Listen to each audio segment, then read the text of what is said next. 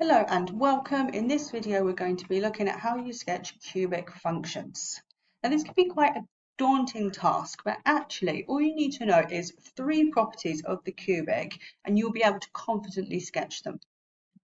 And if you look here at this is the general form for a cubic. Now this is expanded and this expanded form is going to help us, and it helps us in 2 ways. First of all, I want to know about this term here. And now if this is positive, so if this a value here is a positive number, x cubed, 2x cubed, 10x cubed, then you are going to have a function that looks like this. So it needs to come up, it must be increasing, maybe it comes down a bit for some point, and then it carries on its upward journey. If, however, this is minus x cubed or minus 3x cubed, minus 4x cubed, a negative a value, then actually you're going to have a case like this. It's going to come down, it's going to be decreasing, maybe it comes back up again, and then it is decreasing at the end of its journey like so. So that value at the front, the x cubed, tells us the general shape of the function. Now what's also important from the expanded function is this value here on the end, because this is going to tell us the y-intercept. Now if you imagine I go through this function and I set x equal to 0. This is 0, this is 0, this is 0. Well then actually this whole thing is going to be 0. This is also 0. This is also 0. And so y just ends up being this number here on the end. So what that means is this coordinate here where we cross the y-axis and here where we cross the y-axis is the same as this number. Now there's one more thing that we will need, and that is the roots. So these values here, here, here, here, here, and here. So this is actually now where the y is equal to 0, and we ask what is x. So this is the same as setting this whole function equal to 0 and finding x. In this format, in the expanded form, that's quite difficult to do. But mostly in your exams, they will give you something that looks like this. They will give you the factorized form. And they will ask you to sketch this. So let's go ahead and just attempt this one as an example. So first of all, I want to know the general shape. Now, because this is factorized, I need to imagine expanding this out. I'm not actually going to expand it because it takes a long time, but I can think about what happens when I expand and I multiply those 3 things together. So that's x times x times x, which is going to be x cubed. And the key thing here is that it's positive x cubed, which means we have this increasing shape. And I usually just write a little note of what the general shape of the graph looks like just by it. Now, what else do we need? Well, we need to know the roots of the function. And I said the roots of the function are going to be when this is equal to 0. So if this whole function is equal to 0, then I have this term being equal to 0. And then the whole thing will be 0 because 0 times anything is 0. Or we have the case where this is equal to 0, or I have the case where that is equal to 0. One of those things is true. That will give me the 3 roots. So if this is equal to 0, then x must be negative 2. If this is equal to 0, then x must be negative 3. And if this is equal to 0, then I can solve that and say that x is 4. So we have the shape, I have the roots. Now all that's left to do is the y-intercept. And so to do the y-intercept, we're going to set x equal to 0 in this case. So if this is 0, then this is 0 plus 2, so just 2. If this is 0, then this is 0 plus 3, so just 3.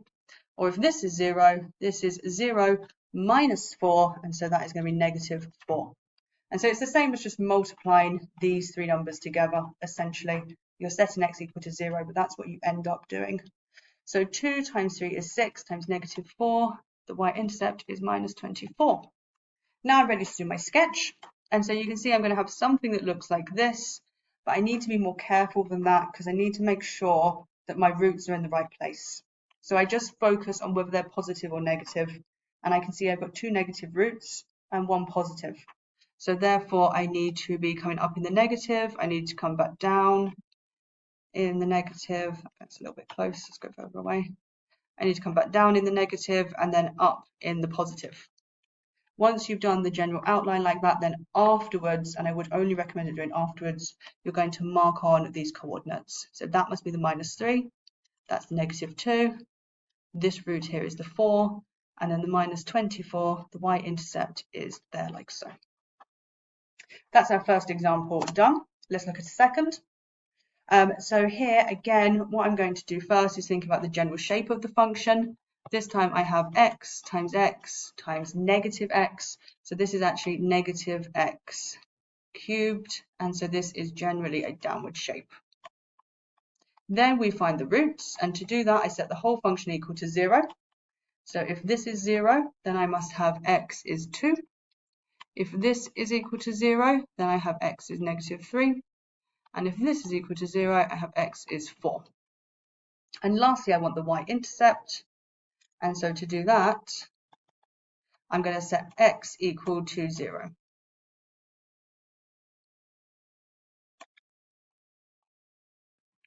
I set x equal to 0. And so if this is 0, then I have that being 2 times 3 times negative 4. 2 times 3 is 6 times negative 4 is going to be negative 24 again. Okay, that's the 3 pieces of information that we need. So now we're ready to go ahead and start doing a sketch. Again, we want something that generally looks like this, but if I did that, that would be a very poor sketch, because you can see looking at the roots, I have 1 negative root and 2 positive. And here I have 2 negative roots and 1 that actually looks like it's on 0. So that is not going to do me any good. But it will have that general shape. I just need to make sure that I only have 1 solution in the negative. Then I come down and back up, and then I have 2 solutions, positive x coordinates. And so it should look something like this. And then I can mark on the coordinates and just check it makes sense. So this is minus 3. Okay, that looks good. This is 2. This is 4. And then I have the y-intercept at negative 24. And so that all looks like it makes sense to me. It's also a good idea to try and make sure that this root here is on the right side. That's another thing to look out for. So because we have minus 3 and plus 2, it should be more towards this root here, the negative 3. Okay, here is our overall points that we've learned so far. So when you're drawing a cubic, 1, you want to know the shape of the cubic. So thinking about the x cubed, is that a positive or a negative? 2, you set the whole thing equal to 0, and then you'll be able to find the roots of the function. 3, you set x equal to 0 to find the y-intercept. Once you've got those 3 pieces of information written down in your notes, then go ahead and try your sketch. Okay, I have 2 functions here, and so I'd like to invite you to have a go. So if you have time, grab yourself a pen and a paper, pause the video, and then I'll put up the solutions in a couple of seconds.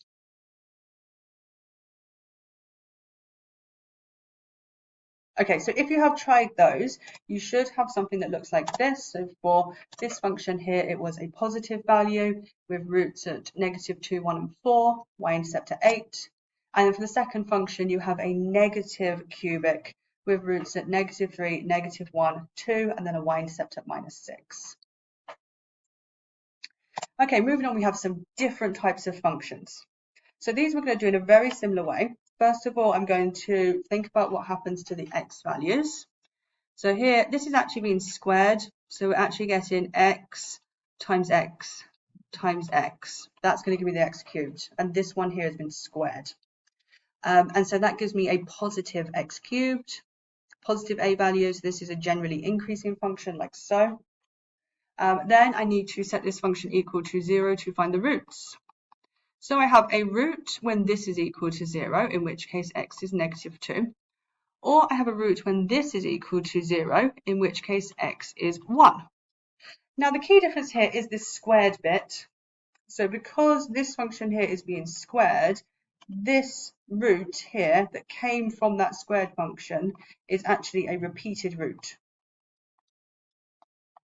And what that means is it's going to touch the curve. If you think about a quadratic, sometimes quadratics can just touch and go back up. And it's that root there that is going to be that touchy root that doesn't go straight through. It just kind of skims and then turns back around again. And then we also need the y-intercept before I try to draw. And to do that, I'm going to put x equal to 0. So if x is equal to 0 here, 0 plus 2 is 2. But remember, this is being squared. So we have 2 squared times, and then if this is 0 here, that's going to be -1. So 2 squared multiplied by -1, that's 4, -4. Right, once I've got my 3 pieces of information, I can try and sketch. And so this is going to have a general positive shape like this. Now I need to be careful because it's going to have a repeated root at -2. So what we need to do is we need to come up like this. Then at -2, I touch and I come back down again. Yes, and then I'm going to come back up here and cut the axes again at 1. So this is -2, this is 1, and then this, the y-intercept here, is going to be -4. Okay, I have one here for you to try. So here's another function. Again, this has that repeated root there. See if you can pause the video and have a go at sketching this yourself. Okay, so hopefully if you've done that, you have something that looks like this. So the repeated root is this one here. This is the root that should just touch and then go back on its journey again, and a y-intercept at 48. Okay, last thing I want to mention is a couple of just strange cases. So you could have something that looks like this. So in this case, your root is actually triply repeated, if that makes sense. So we have one root at -2, and that is a triple repeated root. This is actually a positive function, so it has a general going up, increasing, and actually what it's going to look like is something like this. So this is like, you might have seen just the x cubed function also looks something like this, but goes through at 0. So this has that kind of shape where it just flattens out and then continues on its journey. And the point that it flattens out is going to be this root here, so -2. You can also go ahead and find the y-intercept by putting 0 in here. So 0 plus 2 is 2, 2 cubed is 8. And that's what it looks like. Now, this case here also is a little bit strange. So we haven't fully factorized this, and that's because you can't. So here, if you try to factorize this, you will find that you cannot. You could check the discriminant, b squared minus 4ac.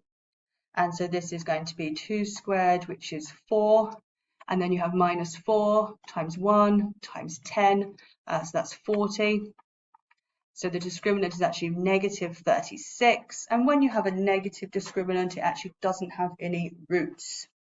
So this only has one root, and that root is going to be when this is equal to 0, so actually at the origin. And then it's also an increasing function. If you expand this, then the x cubed function is positive. So we have a positive a value and a generally increasing function. And so actually it's hard to tell what this thing will look like. You could substitute in x is equal to 0 as well and see what is happening there, and then you will still get to 0. So we actually only have one point that we know it crosses, which is here. And then other than that, I don't have much information about this function. So when you're trying to sketch it, you could draw it something like this. That is a possible solution. But because we don't have limited information, it could also potentially look something like this. And without maybe looking at those turning points, which is another topic, that's all we can do with it. We just know that it has only one root, and the other root, it doesn't have any other roots there. Okay, that is the end of the video. Thank you so much for taking the time to listen, and I hope that it was helpful.